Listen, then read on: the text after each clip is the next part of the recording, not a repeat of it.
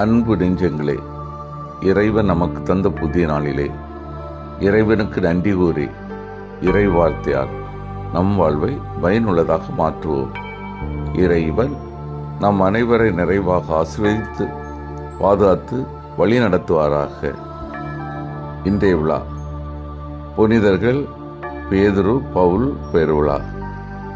மத்தேயு நற்செய்தி நூல் பிரிவு 16, இறை சொற்றொடர்கள் 13 முதல் 19 முடிய. அன்பார்ந்தவர்களே, அன்னையாம் திரு அவை இன்று அகமகிழ்கின்றது, அக்களிக்கின்றது.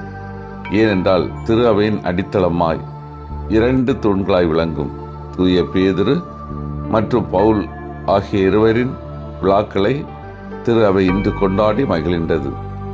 முதலில் தூய பேதுருவை பற்றி பார்ப்போம். தூய பேதுரு கலிலேயா கடற்கரையில் அமைந்திருக்கும் பெத்சாய்தா என்ற ஊரை சார்ந்தவர்.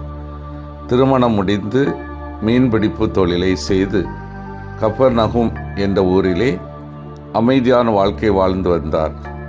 இயேசு அவரை, என்னை பின்செல், இன்று முதல் உன்னை மனிதரை பிடிப்போராக்குவேன் என்று கூறி அழைத்தார். அவரும் இயேசுவை பின்தொடர்ந்தார். இயேசு தன் சீடர்களை நோக்கி, நீங்கள் நான் யார் என சொல்கிறீர்கள் என்று கேட்டபோது சிறிதும் தயக்கம் இல்லாமல், நீர் மெசியா, வாழும் கடவுளின் மகன் என்ற உண்மையை தைரியமாக அறிக்கையிட்டார். அப்போது இயேசு, யோனாவின் மகனான சீமோனே, உன் பெயர் பாறை, இந்த பாறையின் மீது என் திரு அவையை கட்டுவேன் என்று கூறி திரு அவையின் தலைவராக்கினார். மேலும் இயேசு உயிர்த்தபின் பேதுருவிடம், என் ஆடுகளை மேய் என்று 3 முறை கூறினார். பின்னர் பேதுரு அன்னை மரியாவுடன் இணைந்து சிதறிப்போன சீடர்களை மீண்டும் கூட்டி சேர்த்து யூதாசுக்கு பதிலாக மத்தியாஸ் என்பவரை தேர்ந்தெடுத்தார். பெந்தகோஸ்தே அன்று தூய ஆவி இறங்கி வர முதலில் பொது இடத்தில் நின்று வெளிப்படையாக துணிச்சலுடன் இயேசு குறித்து அறிக்கையிட்டார். அன்று முதல் எதை பற்றியும் கவலைப்படாமல் இயேசுவை பற்றி தொடர்ந்து யூதர்கள் வாழ்ந்த பல்வேறு பகுதிகளுக்கும் சென்று போதித்தார். இறுதியாக ரோமை நகரிலே அவர் சிலுவையில் தலைகீழாக அறையப்பட்டு தன்னுயிரை தான் பின் சென்ற தலைவர்களுக்காக தியாகம் செய்தார். அடுத்து பவுல் என்பவரை பற்றி பார்ப்போம். பவுல் பென்யமின் குலத்தை சார்ந்த யூத குடும்பத்திலே பிறந்து இன்றைய துருக்கி நாட்டில் உள்ள சிலிசியா மாநிலத்தின் தர்சு என்ற நகரிலே வாழ்ந்து வந்தார். சவுல் என்று அழைக்கப்பட்ட இவர் ரோமை குடியுரிமையும் பெற்றிருந்தார்.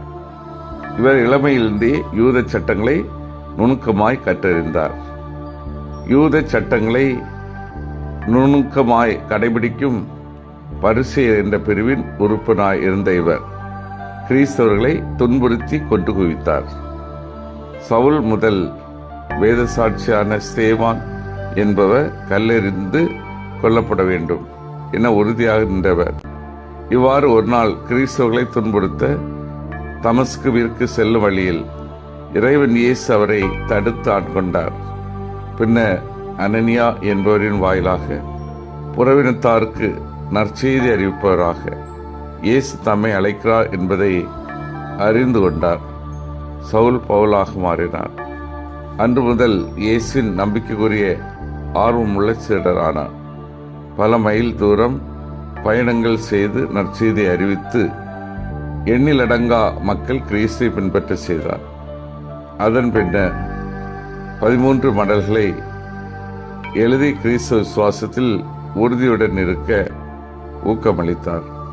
கிறிஸ்தவம் யூதர்களுக்கு மட்டும் என்று நினைத்து கொண்டிருந்த சூழல் தூய பவுல் இது அனைவருக்கும் அளிக்கப்பட்ட கொடை என்பதை உணர்ந்து யூத அல்லாதவர்களுக்கு அறிவித்து இன்று நாமெல்லாம் கிறிஸ்தவர்களாக வாழ வழிவகுத்தார்.